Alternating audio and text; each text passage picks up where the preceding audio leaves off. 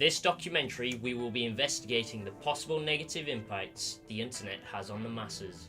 From scary cybercrime to mellow social media, I want to find out, is the internet really safe? For this investigation on the internet's impact on society, we spoke to a range of demographics from students to the experts to get their perspective. And what's a better place to start than probably the main reason people are on the internet? Social media. What social media sites do you use? Facebook, Snapchat. I used to go on Instagram and Twitter, but I don't really bother with them anymore. Oh, there's probably most of them really. It's Facebook, Instagram, Snapchat, things like that. Mostly Facebook, sometimes Snapchat, not a lot. Just for messaging friends and things like that. It was mainly because my friends were on it and we like stay in touch, things like that. My family's in a different country, so I can talk to them through Facebook and social media. Have you ever thought about deleting your accounts? Yeah. I deleted my account a long time ago, actually, just because I wasn't in the right state of mind to be on social media, and I was getting a lot of harassment, and I just couldn't deal with it. Especially when you get like random people messaging you. You know how you get message requests? Sort of, I don't know, they kind of put you off. Yeah, and also sometimes you'll see something and it's sort of like, I don't really want to be on here. Yeah. I have before because, as I said, the internet does cause many problems, and some of that can be linked strongly to social media and the way that affects you and the views on the world around you. I went back on it so that I had friends to talk to whilst I was at home. Quite often. I'm getting bored of it really, like just scrolling through it. Which one are you on the most? Probably Facebook. Mainly Facebook. I use Facebook a lot, probably the most. I would say probably Facebook. It seems that the most popular brand of social media is Facebook. In fact, according to various sources, Facebook has north of 1.5 billion active users per month. If Facebook was a country, it would have a larger population than any other, outweighing China and India by hundreds of millions. Statistically, as of the fourth quarter of 2016, Facebook had 1.86 billion monthly active users. The thought of billions of people from around the world uploading their content, sharing their culture, and exchanging opinions is astonishing. The world appears to be getting smaller and smaller as we become more connected. So why does it feel like we are becoming less social? I mean, that is the purpose, isn't it? In fact, the clue is in the name: social media. In a way, it's connecting them because they can talk more out of being face-to-face, but in a way it's also disconnecting them. I feel a bit, I don't know really. I mean, social media is always good because obviously I can talk to friends, I can plan going out, I can plan meeting up, just doing whatever, but I guess it has made me a little more disconnected than I would have wanted to be. Like you can stay in touch with people who maybe live a bit further away from you, but also like you see a lot of arguments taking place, things like that. There's loads of flaws with the internet, such as miscommunication, where you can't quite get the same message from what people are trying to say because you can't hear the way they're saying it or the tone of the voice or the way that they're looking. We're connected with people that we probably would never have even met before. But Well, I think because of that, we sort of stray away from the people that are right here. Yeah. So we can sit on our phones and, barely talk, but you could be talking to someone halfway across the world. So, there are mixed opinions about the quality of social life with the presence of social media. It is obvious to see why people do enjoy it. They can essentially escape from the inconveniences of their real lives to a world where they can be anything they want. But at what cost? Facebook has 1.86 billion customers. That's right, every user is paying for these convenient lifestyles on social media. Facebook may be a free domain for users like me and you to use and keep connected with the world, but they have to make their money some way, and they make that money from you. You may be thinking, I've never spent a penny on Facebook or Twitter, and you would be right in thinking so. Truth is, sites like Facebook, Twitter, Google, or whatever you use, they are all tracking you, monitoring your activity, every like, share, and search. They see it. Moreover, they use it. They use it to make money. There are all these different settings, obviously, to make my account safe and to make my details safe, so I'll change my password every now and then. I've got it so that my accounts will text me if someone tries to log into them, and I feel they are secure, but there could be room to improve that. There's always that sort of hint that someone might be following what you're doing or looking into it a bit more than they probably should be. You see, advertisers value this information, and social media are the gatekeepers. Collectively, we are all a bit suspicious of social media. We have an inkling that they may be selling our data to these big advertisers, even though they tell us we don't have to worry. One article from The Independent talks about Apple CEO calling out his competitors on this matter. One thing's for sure, Facebook uses your data to pigeonhole you, to direct you to the right products for you, or for your search activity at least. Maybe that sounds a bit skeptical. In fact, it can be considered quite helpful. We no longer have to do copious amounts of research to find the material and products we want. An issue could be brought up with this, however, considering many people search for things that are private to them, for example mental or physical conditions. So if all of a sudden an advert for a product related to said conditions shows up out of nowhere, it is not necessarily going to get a positive reaction. But aside from advertisement, there is one other big security and privacy issue many people worry about. Is Big Brother watching you? This technology being used by the government has been put in place by schools and colleges across the country. So we asked Gavin Peake, who is the IT director at West Notts College, what happens to the data they collect. I'd like to think that I live in a safe environment, and I'd like to think that there are people somewhere there working to keep me safe. Equally, I don't really like the idea that I'm being monitored. And somewhere in the middle, there's a bit of a balance. And that's almost a debate for society as to, where is that balance point? Now, we already know we're the most watched society in the world.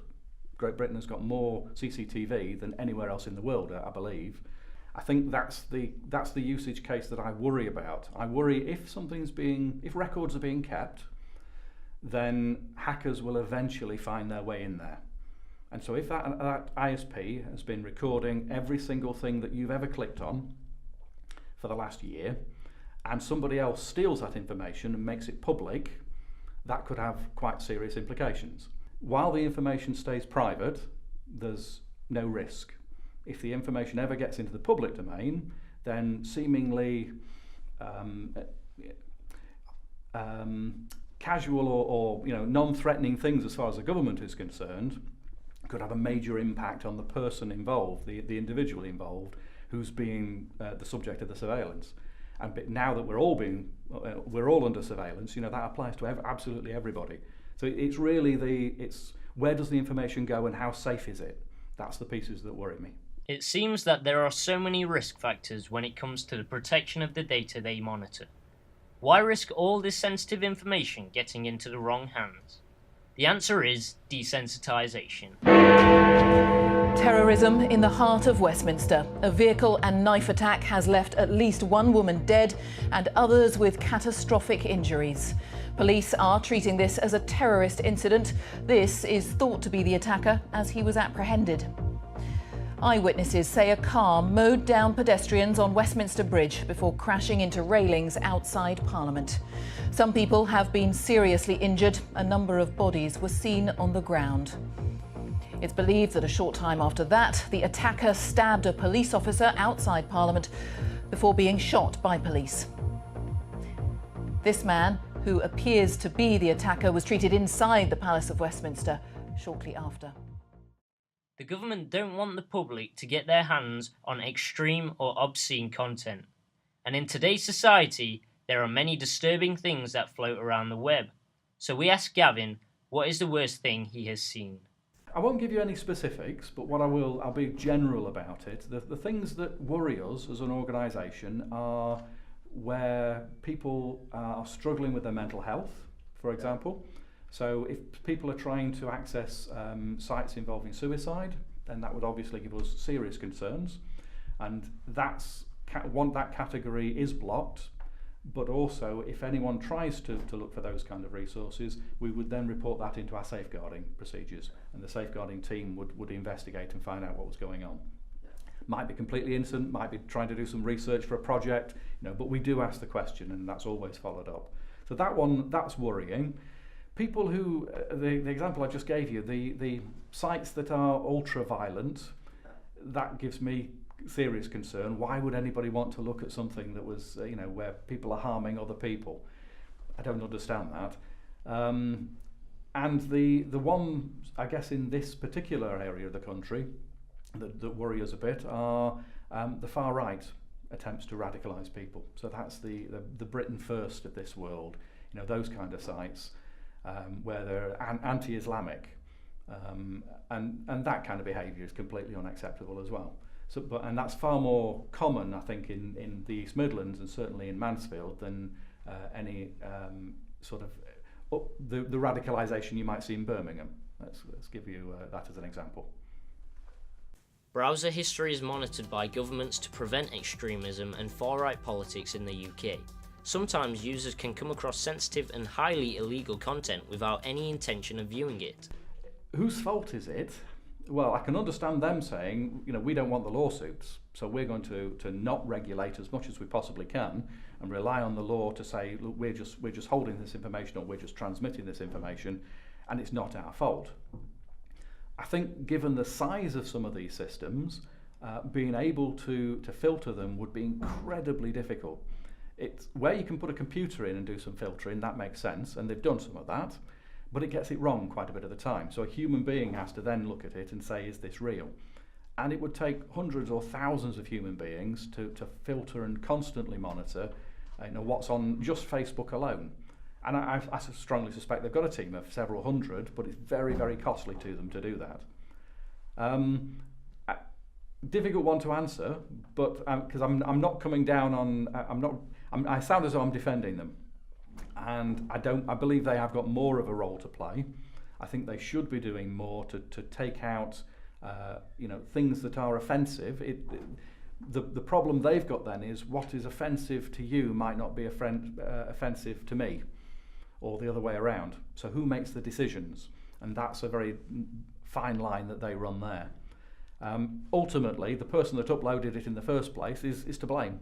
Without a doubt, it's their fault. If this is objectionable material, and objectionable, we would agree to everybody, then they shouldn't be doing it.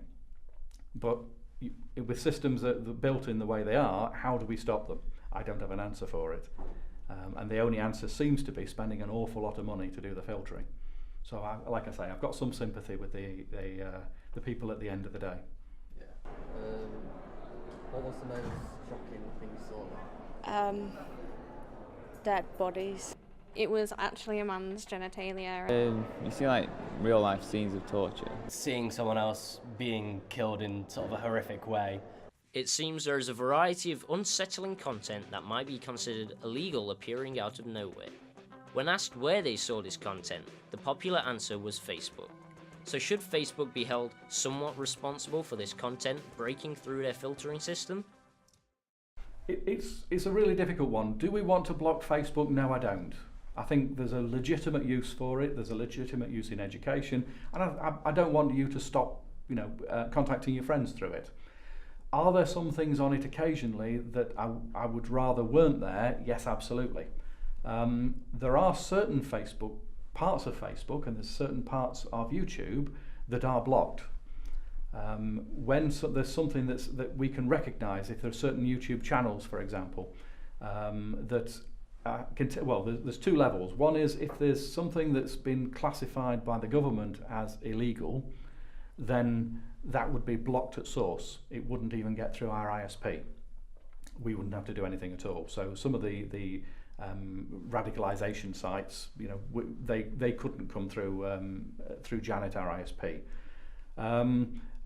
Are there occasionally things on Facebook that people have posted that other people would find objectionable? Yes, there are. Can you block it? Can you block those little bits without blocking the entire thing? No, you can't. So you've got to have a bit of a balance there. So slowly but surely, as you delve deeper into the goings-on of the internet, one can start to realise the complications and the scare factor of being in the cloud. But does this mean you're going to delete your social media, get rid of your computer, wipe yourself off the grid? Probably not. You see, even though we know what threats the internet poses, we don't seem to care. Why is that? Well, Elliot Alderson probably gives the best explanation. But because we want to be sedated. Because it's painful not to pretend. Because we're cowards.